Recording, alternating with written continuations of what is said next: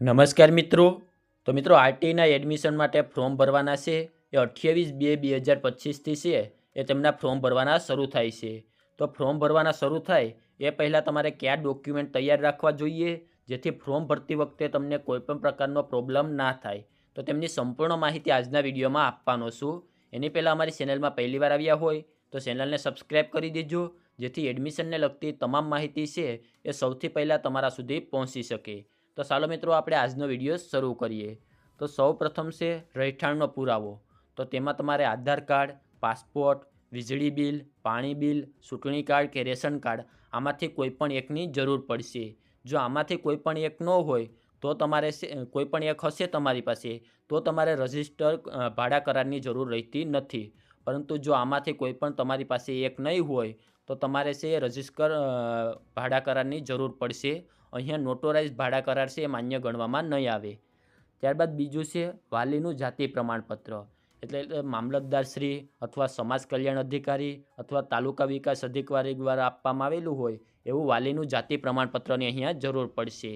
ત્યારબાદ બાળકનું જન્મ પ્રમાણપત્ર જે ગ્રામ પંચાયત અથવા નગરપાલિકા, મહાનગરપાલિકા જે હોસ્પિટલમાં જન્મ થયો હોય અથવા નોંધણી કરાવેલું હોય ત્યાંનું નોંધણી પત્રક અથવા માતા પિતા કે વાલીનું નોટરાઇઝ સોગંદનામું છે એ આના માટે તમારે જોશે. ત્યારબાદ ફોટોગ્રાફ, બાળકના પાસપોર્ટ સાઇઝના કલર ફોટોગ્રાફની અહીંયા જરૂર પડશે.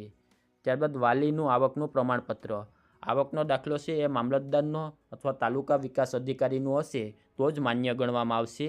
અને ગ્રામ્ય કક્ષાએ છે એ ગ્રામ પંચાયત તલાટી દ્વારા આપવામાં આવેલો હોય તે આવકનો દાખલો છે એ માન્ય ગણવામાં આવશે. અને તે 1/4/2022 પછીનો હશે તો જ માન્ય ગણવામાં આવશે. ત્યારબાદ બીપીએલ એટલે કે 0થી 20 આંક સુધી છે એ બીપીએલ કેટેગરીમાં આવતા હોય તો ગ્રામ્ય વિસ્તાર માટે તાલુકા વિકાસ અધિકારી અથવા છે એ જિલ્લા ગ્રામ વિકાસ એજન્સીનો દાખલો રજૂ કરવાનો રહેશે.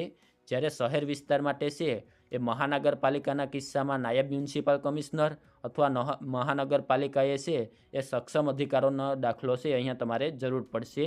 અને નગરપાલિકા વિસ્તારમાં છે એ ચીફ ઓફિસરનો દાખલો અને નોટિફાઈડ વિસ્તારમાં મુખ્ય કારોબારી અધિકારી અથવા વહીવટી અધિકારી હોય તો તેમનો દાખલો તમારે રજૂ કરવાનો રહેશે. ત્યારબાદ વિસરતી જાતિઓ અને વિમુક્ત જાતિઓ.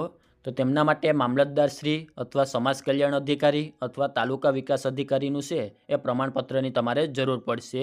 અનાથ બાળકો હોય તો જે તે જિલ્લાની ચાઇલ્ડ વેલફેર કમિટી એટલે કે CWCનું પ્રમાણપત્રની જરૂર પડશે.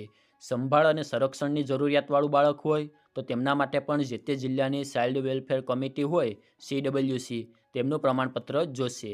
બાલગૃહના બાળકો હોય તો તેમના માટે પણ જે તે જિલ્લાની ચાઇલ્ડ વેલફેર કમિટી હોય તેમનું પ્રમાણપત્ર જરૂરી છે. ત્યારબાદ બાળ મજૂર અને સ્થાનાંતરિત મજૂર હોય તો તેમના બાળકો જે તે જિલ્લાના લેબર અને રોજગાર વિભાગનું છે એ શ્રમ અધિકારીનું પ્રમાણપત્ર જરૂર પડશે. ત્યારબાદ સેરેબ્રલી પાલ્સીવાળા બાળકો એટલે કે તેમના માટે છે સિવિલ સર્જનનું પ્રમાણપત્ર અહીંયા જરૂર પડશે. ખાસ જરૂરિયાતવાળા બાળકો એટલે કે દિવ્યાંગ કેટેગરીમાં આવતા હોય તો તેમના માટે પણ સિવિલ સર્જનનું પ્રમાણપત્ર જોશે. અને અહીંયા લઘુત્તમ છે એ 40% દિવ્યાંગ હોય એના માટેનું પ્રમાણપત્ર અહીંયા જોશે. ત્યારબાદ ART થેરેપી લેતા હોય તો તેવા બાળકો તો તેમના માટે પણ સિવિલ સર્જનનું પ્રમાણપત્ર અહીંયા જરૂરી પડશે. ત્યારબાદ શહીદ થયેલા જવાનના બાળકો તો સંબંધિત ખાતાના સક્ષમ અધિકારી હોય તો તેમનો દાખલો અહીંયા જરૂર પડશે.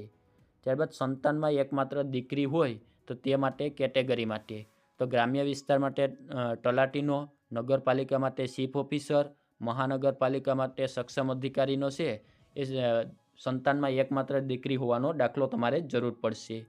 ત્યારબાદ સરકારી આંગણવાડીમાં અભ્યાસ કરતા હોય તેવા બાળકો તો સરકારી આંગણવાડીમાં ઓછામાં ઓછા 2 વર્ષ અભ્યાસ કરેલો હોય અને ICDS CAS વેબ પોર્ટલ ઉપર જે વિદ્યાર્થીનું નામ નોંધાયેલા હોય તેવા વિદ્યાર્થીઓએ જે તે આંગણવાડીમાં અભ્યાસ કરેલ છે તે મતલબનું છે એ સંબંધિત આંગણવાડી હોય અને તેમના વર્કર હોય અથવા સરકારશ્રી દ્વારા પ્રમાણિત કરેલો દાખલો છે એ તમારે રજૂ કરવાનો રહેશે.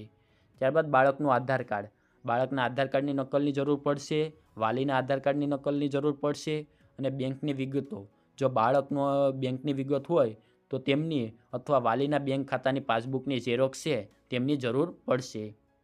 ત્યારબાદ સેલ્ફ ડિક્લેરેશન એટલે કે પાન કાર્ડ ન ધરાવતા હોય અને પાન કાર્ડ ધરાવતા હોય અને ઇન્કમ ટેક્સ રિટર્ન ભરેલ ન હોય તેવા કિસ્સામાં આવકવેરા પાત્ર આવક ન થતી હોવા અંગેનું નિયત નમૂનાનું છે એ સેલ્ફ ડિક્લેરેશનનું ઓનલાઈન ફોર્મ ભરતી વખતે ફરજિયાત અપલોડ કરવાનું રહેશે.